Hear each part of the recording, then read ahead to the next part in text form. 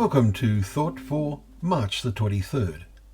Our readings are Numbers chapter 4, Proverbs chapter 1, and Luke chapter 15. And our thought is the beginning of knowledge. Today we start reading the Proverbs of Solomon, and the key verse that jumps out into our eyes is the fear of the Lord is the beginning of knowledge. Fools despise wisdom and instruction. Our minds should be filled with awe as to all that God must be. It is the beginning of a foundation of wise thinking. The plea of Solomon is, "Hear, my son, your father's instruction, and forsake not your mother's teaching." Verse 8. The acceptance and absorption into our minds of such teaching and instruction is like wearing a graceful garland. Yet today, how many parents are able and willing to teach true wisdom to their children?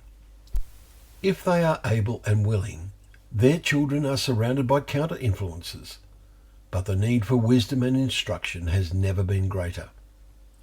The message contains a strong warning about the opposite to true wisdom, the attitude of those who have no time for God.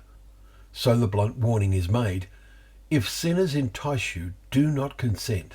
Verse 10. Virtually no one thinks of themselves as being a sinner these days. Sin is an obsolete word, but there is no middle ground. The book of Proverbs makes this plain.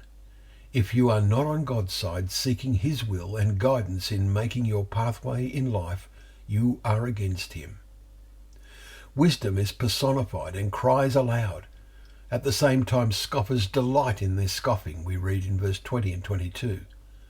But wisdom says, "If you turn at my reproof, behold, I will pour out my spirit to you.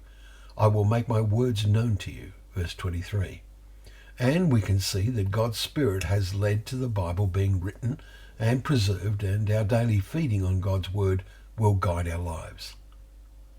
The chapter fittingly concludes, "The complacency of fools destroys them, but whoever listens to me will dwell secure and will be at ease, without dread of disaster."